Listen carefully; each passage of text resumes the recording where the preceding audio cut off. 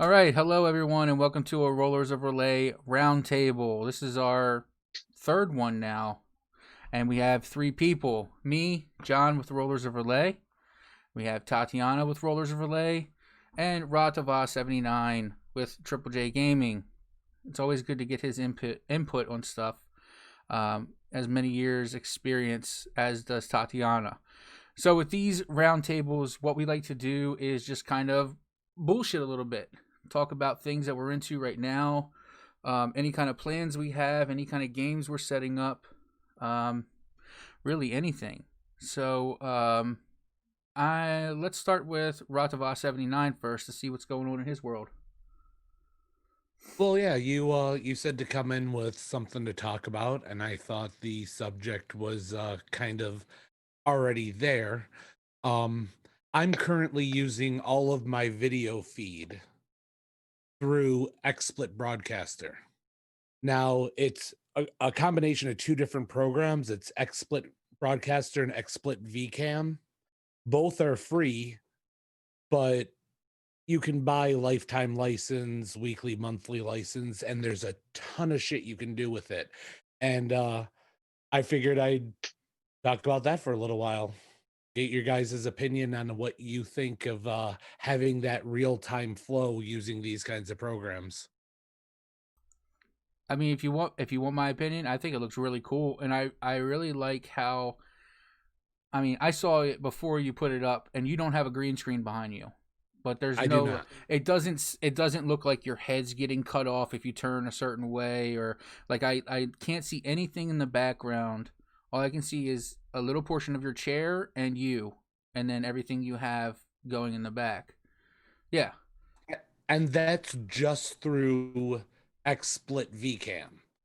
Just that program alone allows you to remove your background. So in Broadcaster, you can layer it like I have with the video behind me, or you can also use different static images of your own straight through VCam as well as video bumps. So there's a ton you can do with one of these programs or both together. And you don't need a lot of like green screen or go out of your way to change your set around.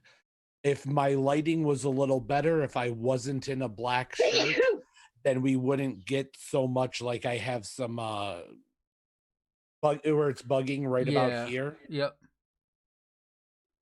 But that's all light and shadow control, really. Yeah, I mean that is cool, and I always thought because you see YouTube people playing their game and they have a certain background.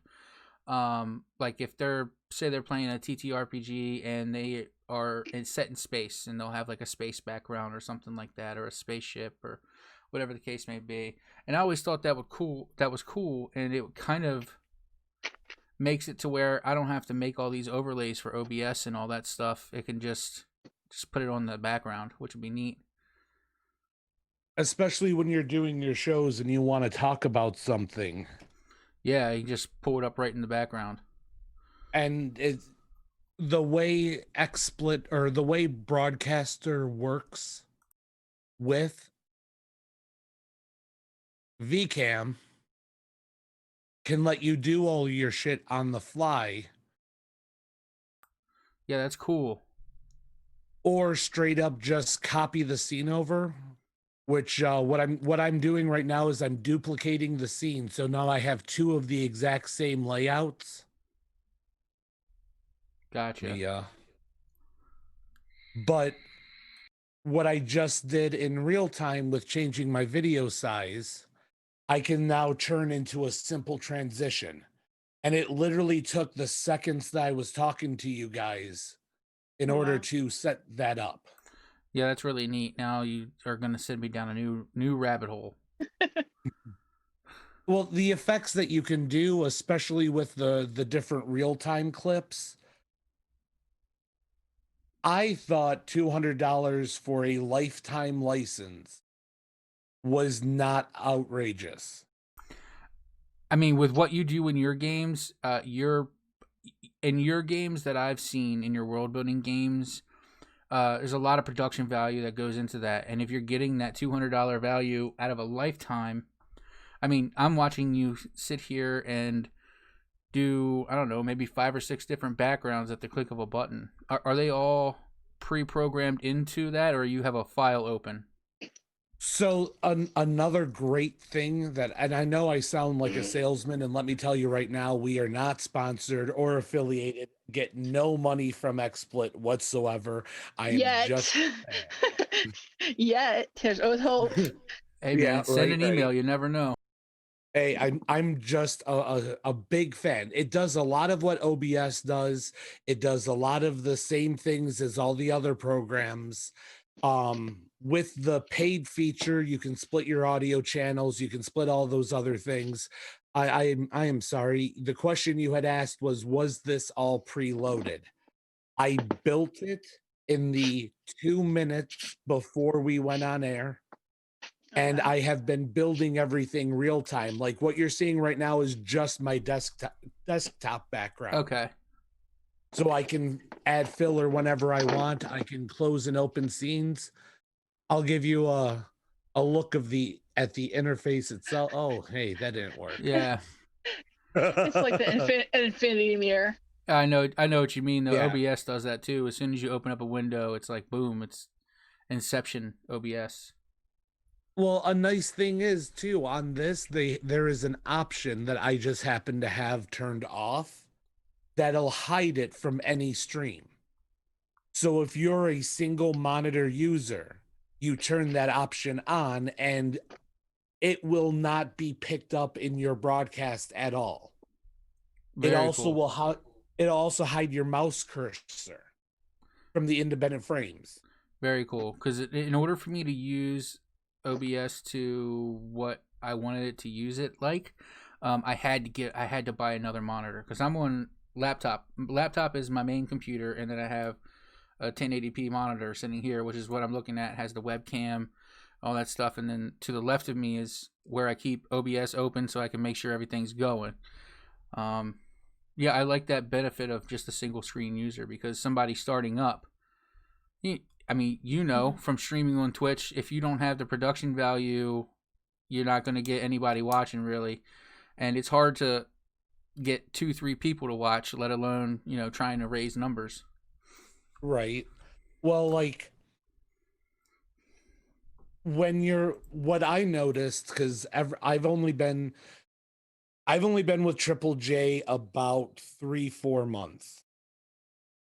I might be skewing that a bit. So I've only been doing this 3-4 months, maybe 5 months. Quarantine messes with your sense of time. Everyone started off with OBS, and that was because of the audio splitting capabilities. Well, when you factor in Potato and what you can do with that, you don't necessarily need OBS's audio splitting capabilities. Streamlabs didn't let me split the audio the way I had wanted to, but once I had the paid version, it let me do all the independent audio channels. And I understand they have to make money. Yeah. But then you can up your game even further because they have NDI. It's basically IP camera connections. So we found out that through what's the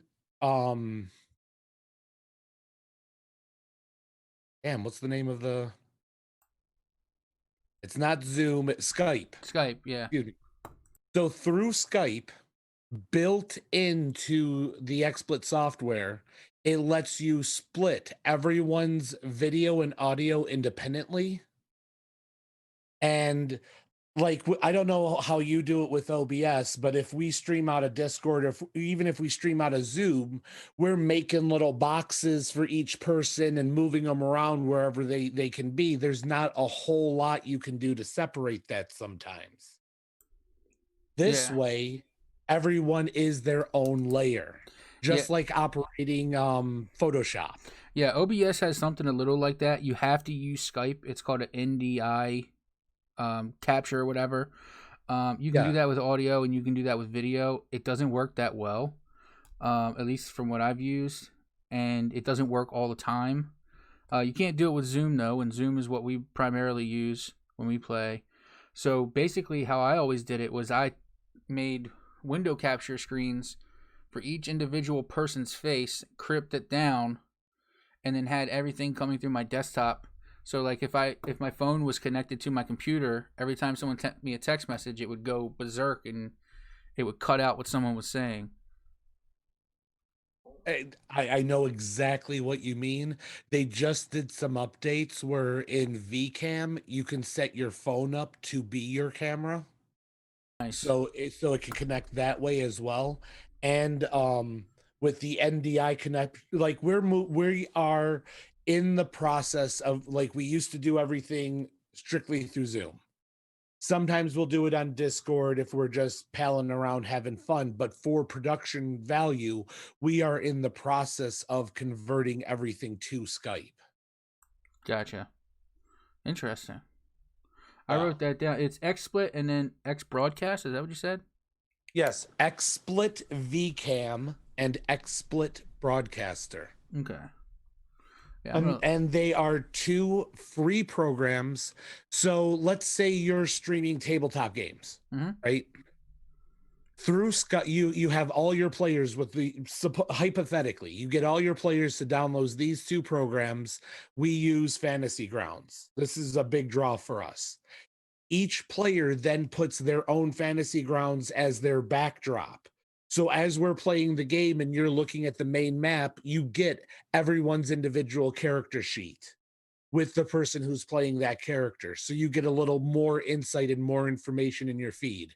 If you're playing a first-person shooter, we just did this with 7 Days to Die a few weeks ago, where all 4 of us put our video screen behind us, put ourselves in a small corner, and we had all 4 screens. So our stream was 4 different perspectives of the same game. Now with Twitch, you need to have teams and things like that enabled to do that through Twitch. Of the 4 of us, 3 of us don't have the licenses. So all they have are the watermarks. Yeah. And with how good this program has been working, I have no problem pitching for them. Keep their watermarks. That's awesome. Like what I found, I used to use about a dozen different programs, and I've cut it down to I use these 2 90% of the time. Nice. That is definitely a great review for XSplit VCam and Broadcaster. That's really awesome. I've been recently streaming Call of Cthulhu on Twitch from my Xbox, and I'm not too old, but I'm definitely remember having to do LAN parties and shit like that to when playing Halo and making sure your buddy doesn't watch your screen and all that stuff. Doing it from Twitch is so easy now. You literally just hit the home button, say you want to broadcast, put what game you're playing, turn the game on, boom, there you go. So simple. Anybody can do it nowadays. And I'm not looking to get rich off of it. I'm just looking to, what I like to do is I'm a very whatever the opposite of frugal is. I'm the kind of guy that says, "Oh, a new game, I'll go buy it." And I go buy it and then I hate it. Well, I love watching people play the game so I can see what I'm getting myself into, So like the most expensive game I bought used was Cyberpunk 2077. I haven't played it yet because I'm more interested in playing Call of Cthulhu right now. And once I beat that, then I'll go into play Cyberpunk 2077. I don't know very much about it. I know that you can basically from head to toe change your character. The way it's being described to me is it's basically a futuristic version of GTA. But I don't know. I haven't watched anybody play it yet.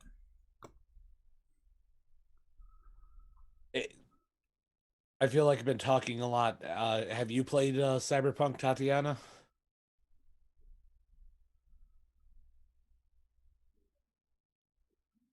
I have not. I've heard bits and pieces, but I. All right, so we'll talk about that on a future roundtable. How about you, Tatiana? Is anything you want to share with us?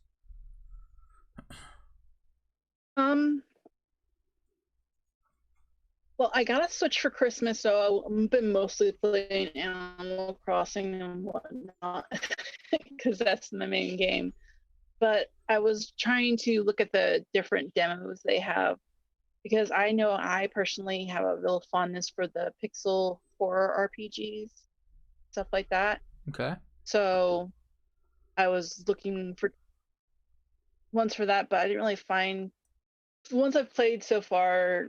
They're not really my style. One that's not really pixel RPG, but is a great if you like the. I hate to use this word, but it's definitely a genre of the Asian horror style games, like Dread Out. What's the other one? Gosh, it's with the crimson butterfly within the camera, but like that kind of Fatal Frame, where it's like all grayed out. Yeah, Fatal Frame. Thank you. It's like I feel like there's plenty of them, but that kind of style where it's very you can't attack. You have to run away. One game I tried is called Detention, and that's very among that kind of feel. I mean, like I said, I only played the demo, so I'm definitely gonna probably pick it up. And it's the whole idea is that when you go past the ghosts or whatever, you have to hold your breath. But the problem is, you can only hold your breath for so long. So as you're creeping by, the screen goes dim, and you're like, oh shit, oh shit, oh shit. It's like trying to run past the ghost. Yeah. So that was really fun to me because it had a lot of the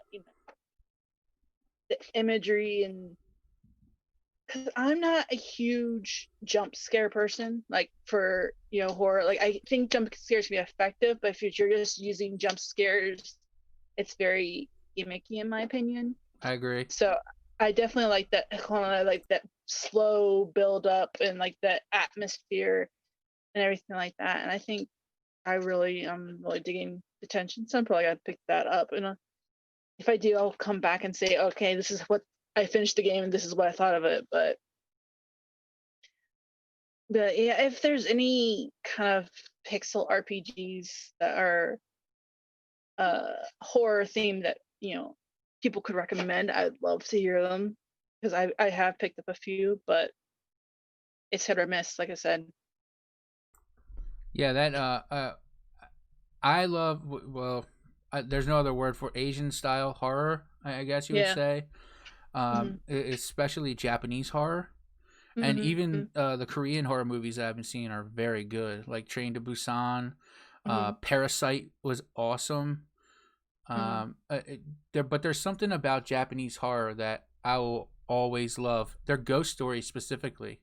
Yeah, like I like their ghost stories are definitely because their idea of ghosts are like really so different than from ours. I think because the connection to death is a little bit different than I would say USA culture or Western culture. I mean, there's a lot of cultures like that are connected with death, and because of that, they have a different appeals with the afterlife, and I feel those are a little scarier because they're more connected, in my opinion. Because I mean, don't get me wrong, there's definitely some scary ghost stories in like the Western culture, but it's a lot of, it seems like a lot of like ghost stories set into this as actually it's a demon. So like a Paranormal Activity thing, maybe it's like all demon related. I'm like, okay, so it's not really ghost activity that's scary, it's demons, which is a whole different venue. Yeah. Japanese is actually ghosts. It's not, oh, this is actually this, it's no, this is a ghost, it will kill you. So I love that kind of stuff, because you hit the nail on the head when you said the atmosphere of it. And I think it's because they have respect for people while they're living, which is why they get so scared at ghosts. I know some people, when they watch it, they're like, this is cheesy. It's just a person with a pale face, and but there's just something about that. I don't know how to describe it. I think it's also a lot because they have a lot of build up first too, because it's not they have that slow build up, and because of that they have like the sounds that the sights, but I also like those kind of games where it's, like I said before, you're helpless. I don't like ones where you shoot the ghost or anything, because it kind of defeats the whole purpose. Like if you have a gun or something, a weapon to defend yourself, then it kind of loses the horror aspect to me. It's just, oh, here's something. It's kind of gross and gory and stuff like that, but I can probably kill it kind of aspect. Yeah, Where, for sure. where games like that, I think also a good one. It's an old one. Well, not old, but older one is Amnesia. That kind of the only Western culture game I think really captured that feeling of helplessness or creeping and dread and stuff coming in. Yeah, that's one of the Oh, games that I watched people play. I never played it myself, but that was definitely be the kind of game that I would play. a lot of people like to call games like those walking simulators or running simulators. As long I have played good games like that, and I have played bad games like that.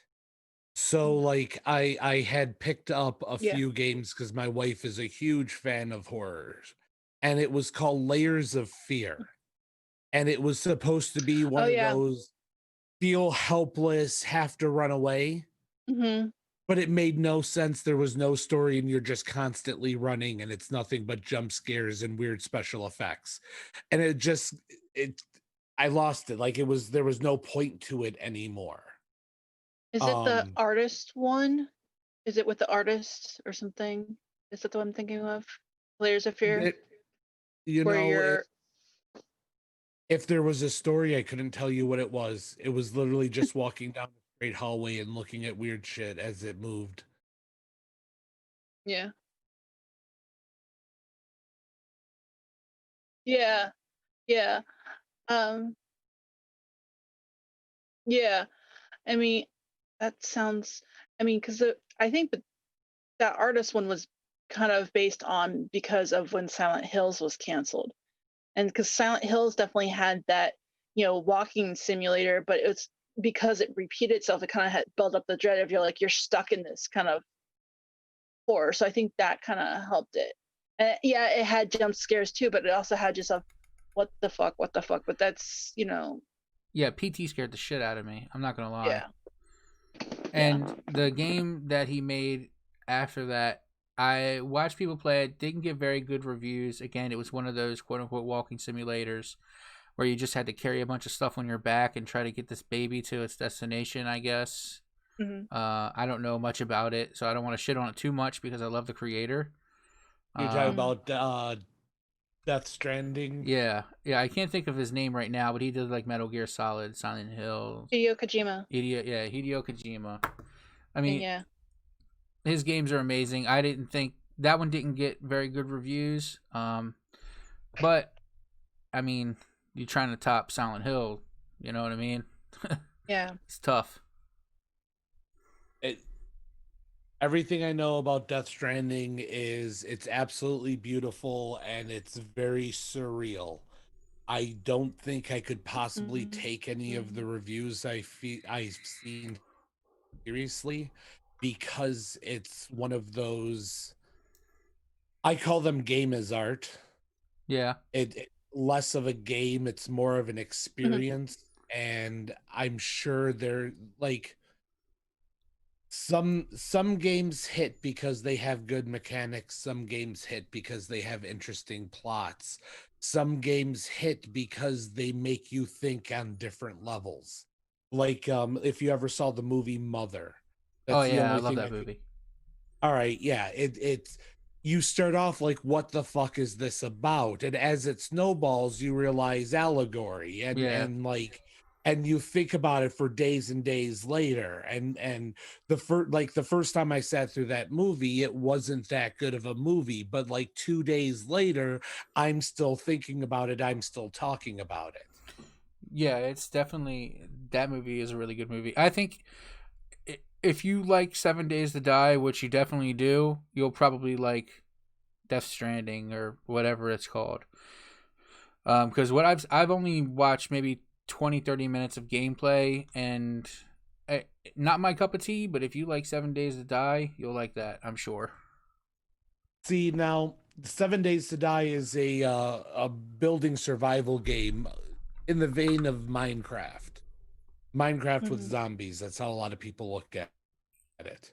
Where Death Stranding, I don't believe is even in like the same genre. Yeah, I don't think There's you're not that survival element. It's more of getting the package to its destination. story driven, plot driven. Yeah. Mm-hmm. And you said you had mentioned something about liking the game because you didn't have to find weapons and kill the monster and all that. And that's one of the things I like about the Call of Cthulhu video game is that every time I get into an interaction, I'm like, I don't have any weapons. And I don't even know how to hit if I do need to hit somebody with my fist. Like, there's no button for it. And it seems like every time you get into danger, boom, jumps to the next scene and, you know, you're in even more shit that you need to be and you got to get out of. Like, yesterday was the hardest chapter I played, and it was, I had to escape the mental asylum. But in order for me to escape the mental asylum, I found all this weird occult stuff, and it was just really cool. Like, I thought it was going to be boring, but it really got me into it. Yeah. I think the only game I like that, I wouldn't really call it a horror game, but the only game I like that had horror aspects but still had guns and everything was Bioshock. And you know, I love Bioshock. I will, you know, it's one of my favorite 100%. games. Yeah, Bioshock's awesome. My house is decorated. So yeah.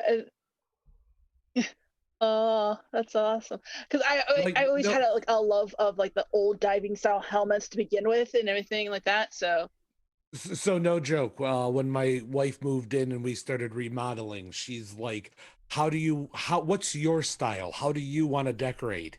And I'm like, so I have like a half dozen Vigor posters in frames, and I have like the Invitation to the Masquerade Ball, the giant rabbit mask and Masquerade Ball.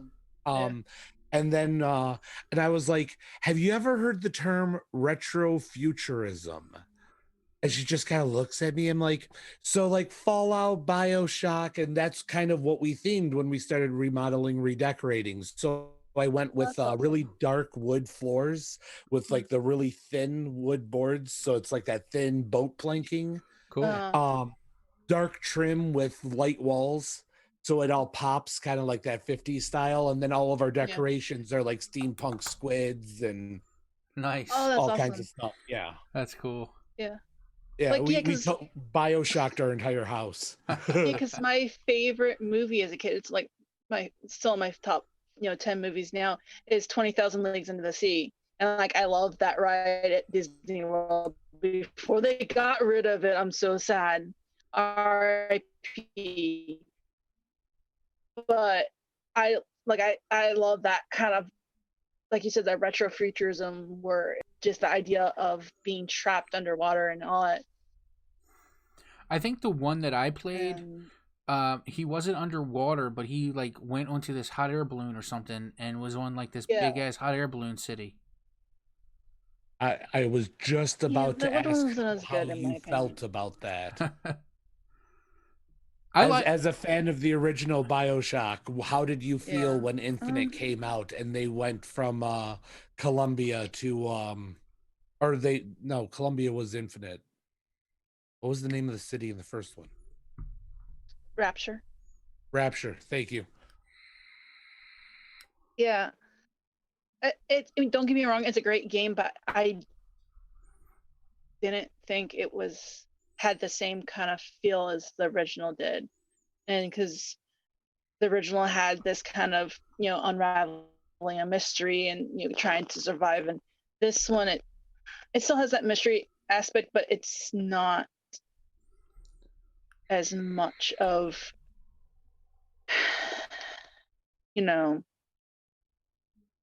there's enemies and stuff like that, and there's people that are modified, but there was a lot of stuff in Rapture that I was like, I felt bad for the people, like the one woman who's like over a trolley and she's like crying over, it's like, my baby, and when you actually kill her, it's like a gun, because she's just gone so crazy.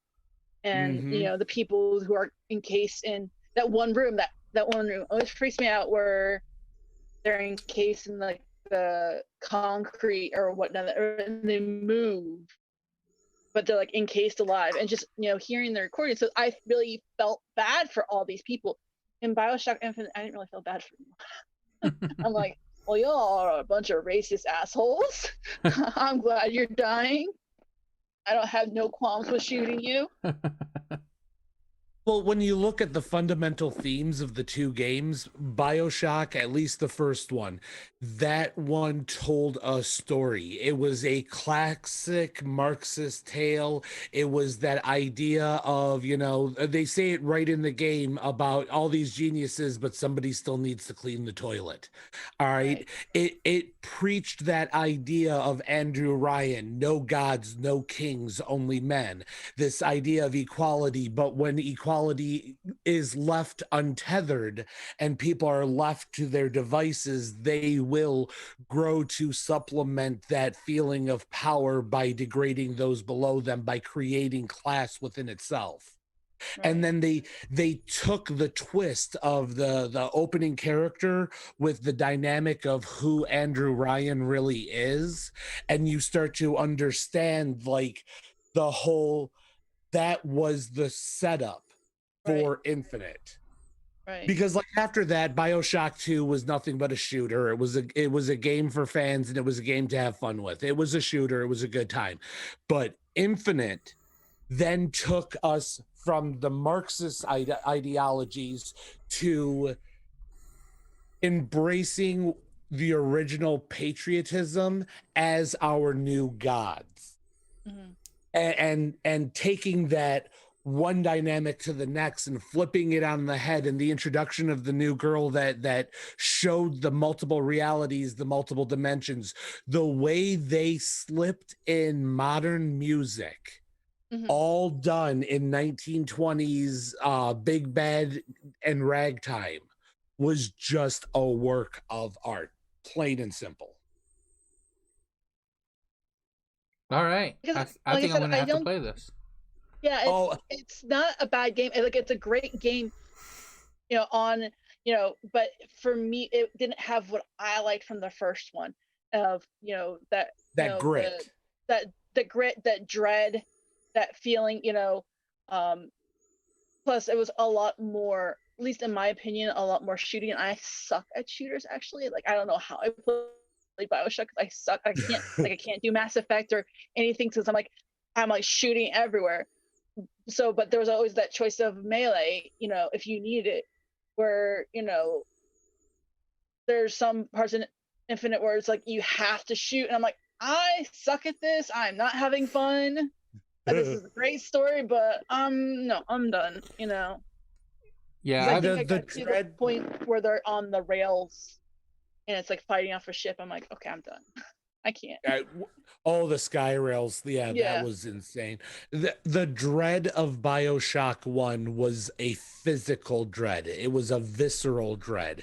You felt the dank, you smelt the rot.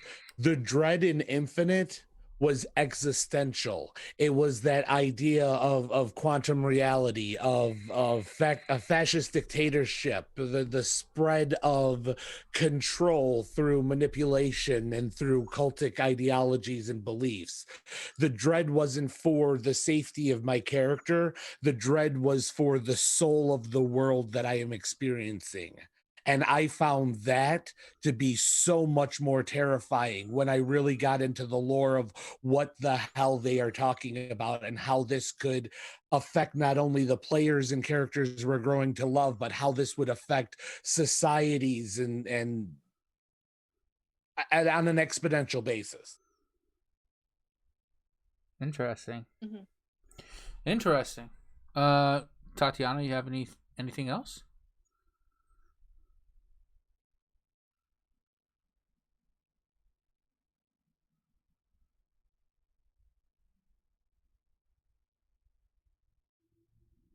No, well, I know we have one game in the works of like we've been working on, and I haven't really touched it and looked at it for a while. But it's weird. I had an idea to create another game, but I don't know how well it would work. kind of like a combination between Clue and Werewolf, where basically there's one person who's a ghost and they've been murdered, and you're in the house with the murderer, but no one else knows who the murderer is. Ah, So it's kind of like trying to figure out, okay, who murdered you? Are they gonna murder again? That sort of thing. But interesting. it's like very mishmash of like, okay, you know, how I just it's idea at this point. Like I don't have any idea of the mechanics of it, but I just thought that'd be kind of fun, like to like figure out, okay, who murdered me, and like if you get it wrong, if someone else gets murdered, or if actually you're the one that killed yourself and you're still haunting, trying to kill others out of vengeance or something, that kind of thing. That's neat. But There's a board game called Mysterium that is kind of like that, where one person plays the ghost, and they give out clues to the players in the form of visions and dreams, and it's just it could just be a picture of birds flying across the sky, and then the players would have to, based on that clue, try to figure out who killed and where it was and with what weapon and all that. Take a look at that game because that's really awesome. They sell that at Third Eye. I almost bought it, but my wife told me not to buy any more board games. I know I can't buy anymore because I don't have anyone to really play with. Yeah, exactly. I wish there was a virtual. Yep, that's the game right there. I wish there was a virtual, like board game site. But see, the thing is, I don't want to pay for the games that I have again to play them online. You know what I mean? Right. Well, some of them you can get pretty cheap. Like I picked up a Ticket to Ride. I love playing Ticket to Ride. It's a fun game. I picked it up on Steam on sale for like $3, $4 one day. Nice. Unfortunately, a lot of people don't own it, so I end up playing with random people, and the game drops. So I'll play it against the computer now and again, or I'll play past the keyboard. But yeah, I've actually owned Mysterium for quite a while now on Steam. Oh, cool. Yeah, your ghost character doesn't like, if you're playing the board game sitting around the table, whoever's playing the ghost doesn't talk at all. They have to use different cards to be representation of what they know. Yeah, they basically you just have to hope. They basically have like a keeper screen in front of them. And they have all these different cards with the visions that they can hand out to any which character, and there's like a point system based on how fast and how accurate you are. I'll have to check it out. And it's kind of like Clue, because you have to figure out who it is, what weapon they used, and where it happened at. And each of the suspect, so like if you're playing a detective, you have to look at the suspect cards really closely, because your ghost may show you, like he said, a picture of birds, and the birds happen to be flying and there's like a sword in the ground. Well, if you look at your suspects, one of them might have like a razor in the picture because he's a barber. And that might be what the ghost is trying to tell you. Hey, look, sharp blades. Yeah, you kind of have to look at the hints very closely. Yeah, it could just be a color. Detail stuff. It could be a color, like the most prominent color in the card is red, and then one of the characters is wearing red, whatever the case may be. Ratava, you are green, my friend. I'm not sure if that means anything. I am green? Yep. Your whole screen is green.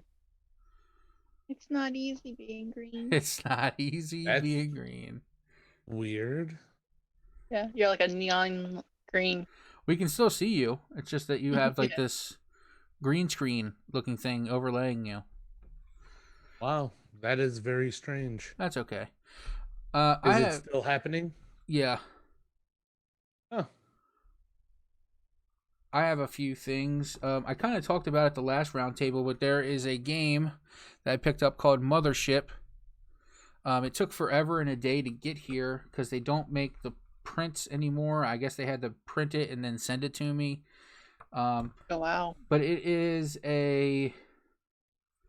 I've been into these like zine games. And this is, I think, 32 pages. and it's basically every page has like charts and stuff that you would roll for different abilities and things like that on it. But I've always been looking for a Call of Cthulhu / Aliens game, and the people always say the closest you're going to get is Mothership. So I picked it up, and it's all based on D10 rolling. So you either roll D10 or you're asked to roll a D100. And I haven't read the whole entire thing yet, but it's pretty much like Aliens is what everybody tells me. There's like you can have these different suits, like a vac suit, hazard suit, battle dress, and then your standard crew wear, and then equipment and then the cost of the equipment. And then here's a D100 chart right here just for trinkets that you have on your suit or on your person. And then you can use that to kind of help build the character of build your character. So like, for instance, number 86 is a trucker cap, mesh gray with an alien logo. So you can have your character speak with like a redneck kind of accent. Or your trinket is, for number 8, a manual. Treat your rifle like a lady. Whatever the hell that means. And then the next page is a D100 chart for patches. And you can get like number 35 is the NASA logo. Number 79 is just a saying that says for science.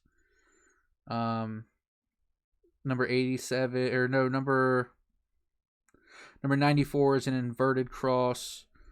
Number 95 is a do you sign my paychecks back patch. So there's all a bunch of little tiny things that you can do. But the coolest thing about this is like it's very detailed. It's kind of hard to see on here, but this is your character sheet, both these pages. And it looks really daunting, but if you see up close, there are lines that go to everything that show you how to build your character right there. So like, for instance, it says number 1, roll 6d10 for each of your stats. And then you do that. And so for strength, it gives you another line that goes up. And your health is times 2 of your strength. And then it goes down and to strength and speed. And your strength and speed plus 5 are your is for if you're a teamster. There's 4 classes. There's teamster, android, scientist, and marine. So it's pretty interesting. And then the coolest thing is the very back page is a cheat sheet that tells you all the shit that I'm not telling you right now. Oh, nice. How to roll. So what are we playing? Exactly. I have a few free printouts from the website that I have to look at. That's really cool. I'm really excited. I want to play that. There's another one here. I've been getting into a little bit of a dungeon crawl kind of feel. I'm not ready to go and push my luck with D&D yet, but I picked up this beautiful, absolutely beautiful book called Morkborg. Yeah, it's so gorgeous. It is from, I'm assuming, a Swedish company. I'm guessing it says Stockholm Cartel on the back of it. But it is absolutely beautiful, and the lore that goes with it too is really cool. I mean, some of the I'm just gonna flip like this is some of the artwork. The artwork in here is absolutely beautiful. If you don't even play the game, the artwork's worth it. Yeah. I also ordered some cool books that go along with it on the Kickstarter. I'm waiting for that. That just cleared today, actually. I sent my address in, and I hope to get that by April 21st. And then the same guy who made those, I want to say his name is Philip Reed, but I could be wrong. He's also making decks that you can randomly give to your players or whatever, like randomly pull a card, and that's the monster that we're fighting right now, kind of thing. And all of those are what they keep telling me is OSR, whatever that means. I'm assuming it means old school revival. That's what they tell me. That's what the internet says. And it's a bunch of different charts to roll. So you roll a d20, and if you land on 18, this happens, or this is the characteristic you have, or whatever the case may be. I like the randomness of it. I really, really like the randomness of it. and I think it would make for fun. The reason I bought Morkborg is because someone told me it's the black metal of RPGs, and I was like, I don't really like black metal, but I started looking at it and I read it and I saw this on the back cover. And I was like, okay, I can get down with this. This looks weird. So I'm really digging it. I think it's really cool. It actually has a dungeon in the very I've back seen of a it. lot of hacks for it that look pretty good too. Yeah. There's an adventure in the back of this too that I guess we could try. It's called Rot Black Sludge, or the Shadow King's Lost Heir, and it's an introductory dungeon crawl for Morkborg. I don't know very much about dungeons and building dungeons and all this stuff, but this kind of explains it really well about what you'll encounter and hit points and stuff like that. Yeah, the thing with that though is it theater of the mind, or do you have to have a board in front of you to see the dungeon? Like a lot of D&D is you have to see the board or whatnot, and like pacing and whatnot. So we could do Theater of the Mind, because with the introductory dungeon, there's really only one or two ways that you can go. Like if you go into a room, there's a door on the left or a door on the right, but all rooms lead to one another. So if you go backwards, you'll end up back where you began, essentially.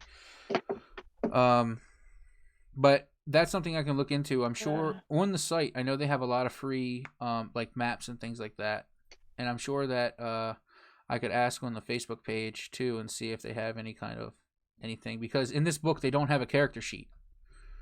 So, and I was like, okay, this is kind of weird. There's no character sheet here. Usually on the back page or like the last 2 pages, there would be like character sheet. But there wasn't any. So I went to the Facebook page and said, hey, is there a character sheet for this? And then like 15 people in the span of like 2 minutes sent me the link to a character sheet. So I'm sure if I asked for maps, I'm sure people could help me out with that.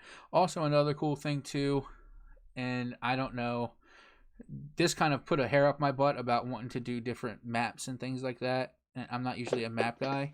I got this book of lined paper, but it also has dots on it. So half of the book is like graph paper, half of the book is like this dot paper. Right. And I can try to make something up with that and see if I can do a different camera looking down on it or something. I don't know. Or even Roll20, I believe you can make your own maps. Yeah, but you can. I just didn't know if it was one that you had to have a map or if it was a theater of the mind, because I can see the appeal of both, but I have played D&D with theater of the mind, and I do find it harder without a map, but that's also because there's so much going on in D&D. So I didn't know if this was something simplified that you really have to have a map, or you could just do theater of the mind or whatnot. Because like for D&D you have to monitor your movement and is this on even terrain and all this stuff. So especially depending on what edition of D&D, and something you have to consider is things like fog of war. I've played role-playing dungeon crawl style games that remind me of like Zork. It's like a text-based adventure, but you're just talking your way through it. With your choose your own adventure style mechanics. But that's what a lot of people. School. Oh yeah. That's what Trogdor, they did a parody of it, and that's sort of thing. But yeah. I was just talking with DM Jason from Triple J Games about Zork and the Hitchhiker's Guide to the Galaxy game that was the same text-based adventure. All those classic old school original. And what was it? Legend of the Red Dragon, the old BBS game. Well, it's funny because that's actually getting a revival too. Well, not a huge revival, but I know that's the appeal of the Twine games and Twine stories. But there's also a lot of stories now that it's still the text, but it's modern stuff that still has that appeal, even though it's walls of text, but you still get that atmosphere. I know that visual novels have Yes. seemed to taken the place of your text-based adventures. Right. It's still a text-based adventures. It just uses visual novel still frames like choose your own adventure comic book style. Yeah, exactly. Yeah, Yep.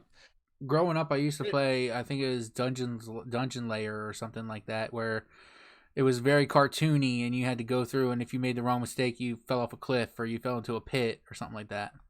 Dragon Slayer. Yeah. Yeah. With Don Bluth. Yeah. I didn't mean to divert so far off of what you were saying. I was just saying that in that game, if you were playing it, if that game has mechanics for things like reach and terrain and distance and whatnot, then you're going to you're going to want to have a map. But then you have fog of war issues where it's going to reveal too much or not enough. Something I found to do in the past was Incarnate. It's a free website where you can make maps as bit images, and then you just make a map for each individual room. Okay. Not the entire dungeon, but here's one room. What are you guys doing? And then you don't necessarily need tokens on the board. It just helps gives better visualization. Yeah, I think it's either this game or I think it's this game, but the tagline that I read, I don't see it on here, so I don't want to misquote it, but I think it was this game where it said rules light, heavy on everything else. So I'm not too sure. I'm not too sure, but I'll definitely look more into it. I just finished reading it today. It was really awesome. It was a little hard to read at times, but once you are after like the first 10 or 12 pages, after it gets through the lore, it starts to get into this is how you make a character, this is what your characters can do kind of thing. It's really neat. And the last couple things I want to say before we end it is Rollers of Relay have 2 affiliates now, which is really awesome. We are affiliated with Skull Splitter Dice, and I have a link to that I'll put in the description. And Drive Through RPG and all other One Bookshelf sites, which I will put a link for our affiliate link in that as well. Basically, what happens is you purchase the game, or you purchase the dice, and a portion of that comes back to Rollers of Relay and will help us with production and better equipment and buying more games to play and things like that. So anything you can do would be awesome. Also, make sure you follow the podcast, listen to other episodes, watch us on YouTube, join us on Discord, come play games with us, have some fun with us. Other than that, I'm John with Rollers of Relay. Tatiana, you can take yourself out. Bye. That's me taking myself out at 10 o'clock. Ratava. Thanks for having me on. Sorry I babble so much. No, I love it. I think it's good. You add a lot to the conversation. Well, thanks to everyone who listened to the end, and don't forget to use the links in the description to get yourself some new dice and buy yourself some new games for you and your friends. Thank you, everyone.